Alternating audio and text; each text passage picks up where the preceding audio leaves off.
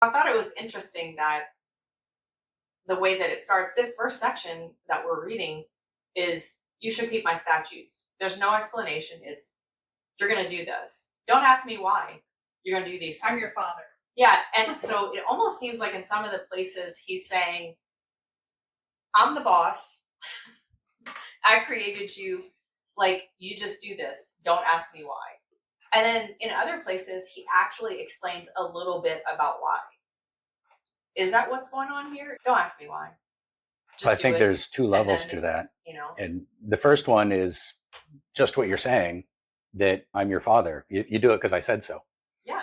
But I think another reason is because he wants us to think about why.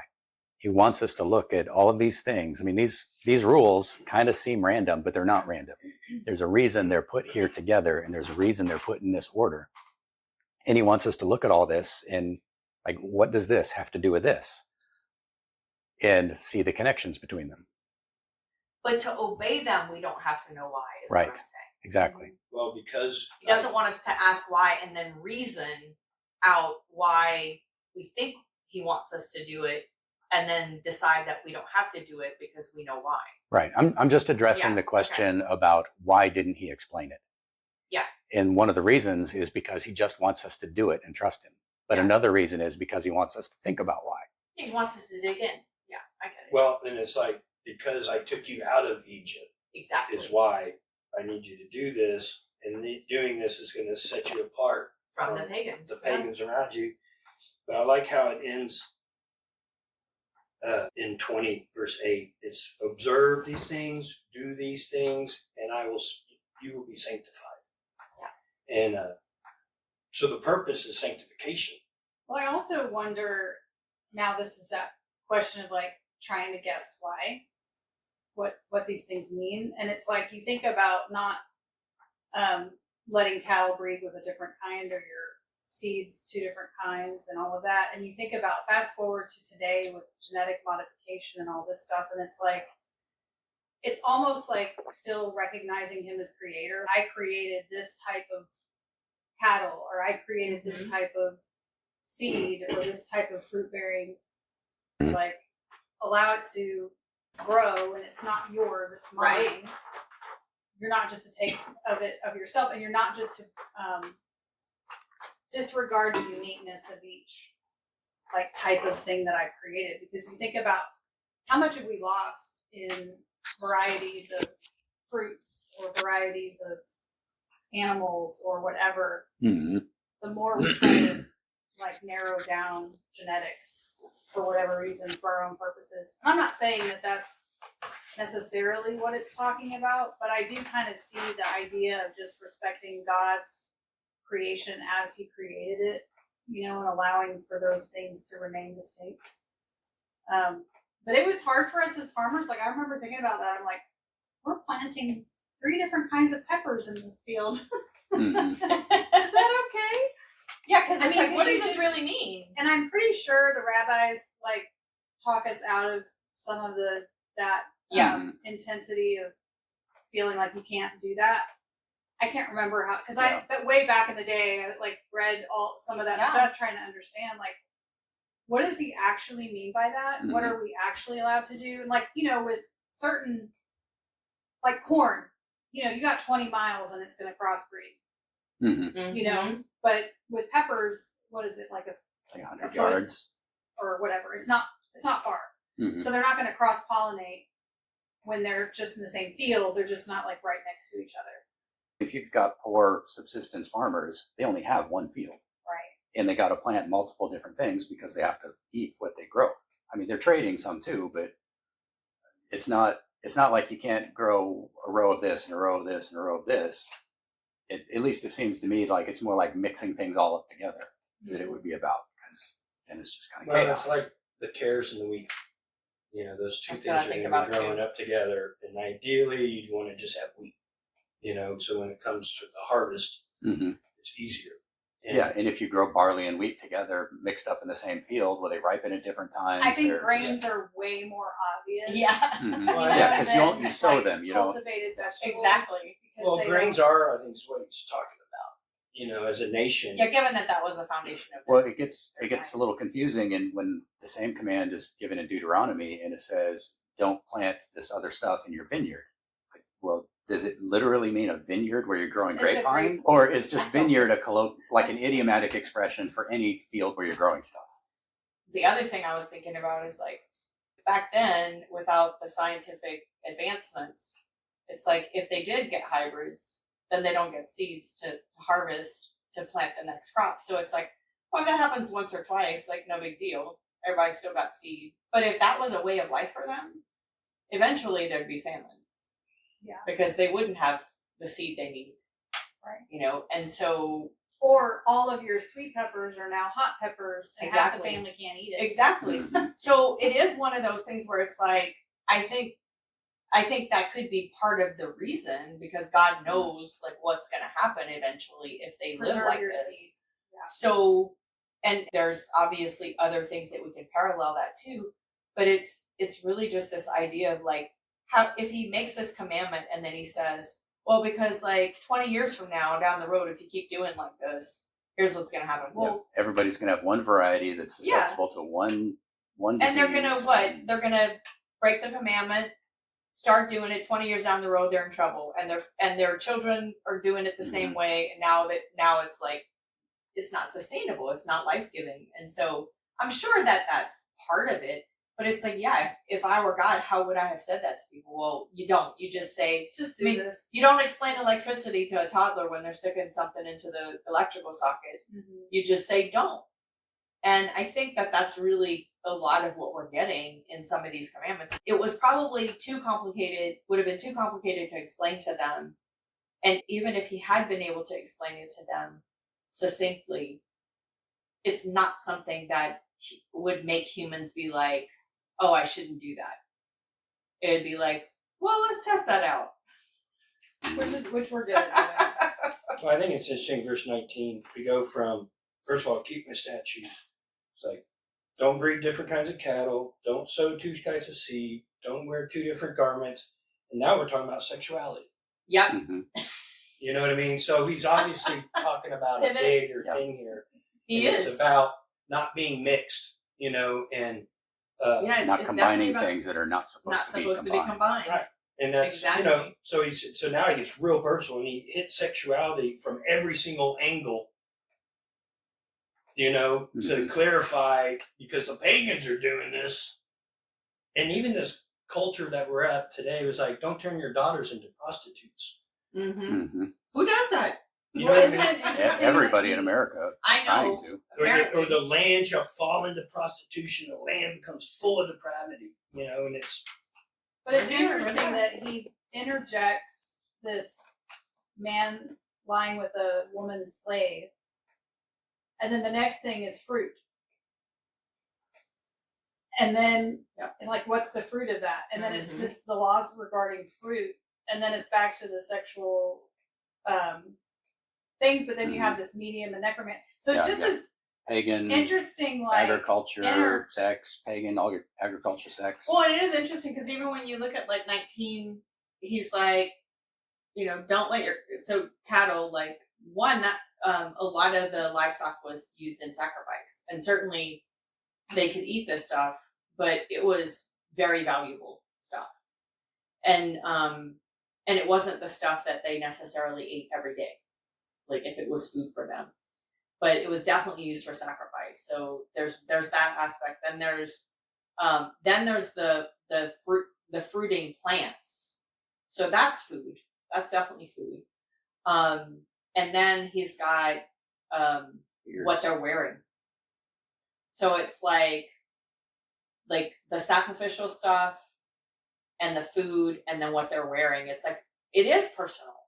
It's very personal, but it's not as personal as when you get to the sexual. And so it's kind of interesting to me. It's like, those are the things I always say, like, don't mess with people's food, don't mess with their sex. Like, they don't want to hear from you about it, And so he is kind of doing that here. He's like, it's just, we're just looking at like, why does he not want us to put these two things together? And that's the interesting thing, is like, God puts that principle in his scriptures, and you're like, oh. humankind can do all kinds of weird stuff with what he has created. So it really is a denial of the creator, you know, and denying his created order, Well, essentially. and that's why I say talk so much about sexuality, because, you know, sexuality is beautiful between a husband and wife, but he's describing everything that's perverting it in every single way, as far as even a man laying with a man and bestiality, you know? And, which is pretty dang disgusting. you know, it's a perversion. And yeah, and I think and this right here too, in a lot of ways, is protecting and honoring women in a lot of ways too. Yeah, like even the slave. I mean, she has a right too. Yeah. I want to go back to 1919 for a second. Something you said triggered a thought about mixing things in a field, and how over time it all just kind of blends together. If you're mixing things that are of the same kind but not the same species exactly, you know, like different kinds of gourds and cucumbers, and all of a sudden you get stuff that's not even edible anymore because it all just we've had that happen. Or with peppers, In where they just kind of compost, blend and become the same variety of pepper over time. I was just thinking about the tribes. When God gave inheritance for the tribes, he says, here's where you live, here's where you live. And then he said, nobody's allowed to move a boundary stone. These are the boundaries. You don't get to move them. And we know from history that the boundaries fluctuated over time. And the one that really struck me was Simeon. Simeon was given an inheritance inside the land of Judah. And by the time of the division of the two kingdoms in the north and south, Simeon essentially didn't exist anymore. I mean, people, they knew that they were still descendants of Simeon, but they didn't have their own territory. Because in the south, it was Judah and Benjamin. And in the north, it was the other 10 tribes. Well, Simeon is one of the other 10 tribes. So how did Simeon end up in the north? So they were absorbed by the other tribes. Apparently God wanted it. And that's a good point, because what it's doing is it's maintaining diversity. Mm-hmm. You know, God created diversity, and he doesn't want it all, you know, you lose that diversity. Mm-hmm. Yeah. And it's, you know, like saying with any kind of crop that you would, like Jenny mentioned, corn, you know, there's a lot of different types of corn, you know, and heritage breeds and old ancient varieties. But it's interesting that you're not supposed to wear two kinds of garments with two types of material, but the high priest does. Yeah, I've heard you talk about that before, Jay. I'm sure you dug into what that's supposed to mean. Like, I've heard lots of theories, and I don't really believe any of them are relevant. Like, you know, the frequency thing.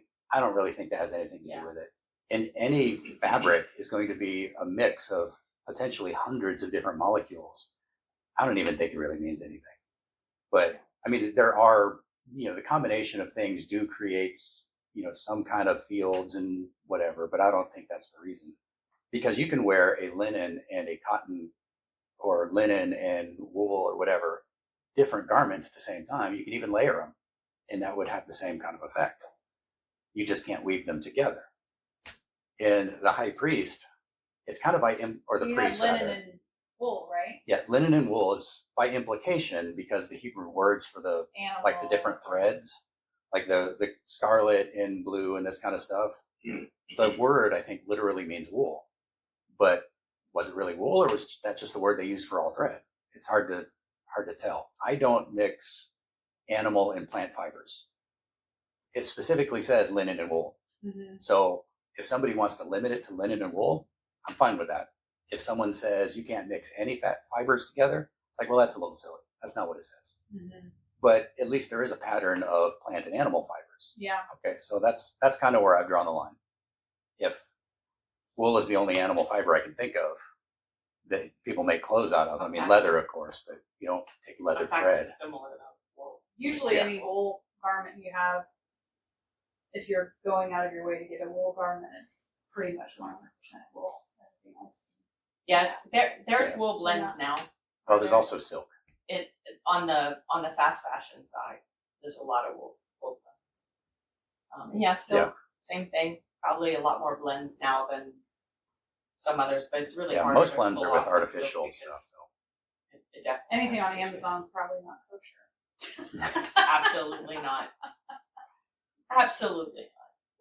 Yeah, and obviously one modern application is don't mix things that aren't supposed to be mixed, especially people. Mm-hmm. Well, you can't just say that and not expand on what you're talking about. You know, don't be unequally yoked. Oh. And that applies in multiple He's ways not a too. white supremacist, if that's what you're getting at. But I was thinking about that. I was thinking about Well, that how used to in be the a past big, it in was the a 80s, that was a big thing. it was a like, big thing for a lot of religious groups black for a and long white time. should not Yeah. marry and have babies, and I'm like, I think some of it's come back for sure, or at least been around and kind of been hidden. But it's like, I mean, I could see where people could go there. I could see how people could extrapolate from the text and like go there. Yeah, but they have to take pieces of the text and ignore the rest to get Right. there. mm-hmm. So even in scripture where it talks about you won't marry a Canaanite, well, it doesn't mean necessarily a genetic Canaanite. It means somebody who has adopted this culture of the Canaanites, like Rahab. She eventually married into Israel because she gave up all the Canaanite stuff and became It's a not Hebrew. a race. It really is cultural. It's like things about our culture, the way that I was raised. It's like I just thought like this is how everybody lived, and so I'm imagining people in these pagan cultures where it's like everybody around them has always lived this way, and they're just like, this is just what we do. Like they have no idea it's wrong, no idea that you're actually doing this thing that somebody's defining as bad. You don't even see it that way at all, and you're just like, it's a big deal. Look at this You know. difference here. So 1929, don't profane your daughters, making them prostitutes. The land falls into prostitution, becomes full of depravity, and then he makes another distinction. You're going to keep my Sabbaths, reverence my sanctuary, son of the Lord. And then he's like, and do not turn to mediums and necromancers, right? Yep. And then in 20, same thing, verse 4. Yeah, he goes back And if into the the people same land stuff. do all and close their eyes in man, and if he gives one of his children to Molech, again back over there, putting your daughters to sin, Yep. and do not, put him to death, he'll turn against the whole clan and cut them off. And the people who follow him in whoring after Molech, and then he goes in the same things. And if a person turns to mediums and necromancers, whoring after them, so it's like your job is to protect your children, and if your children are now being given over to this, and it goes so far. Now it's so far that you're like involved in cultish sorcery. There's the enemy is gaining power from this behavior.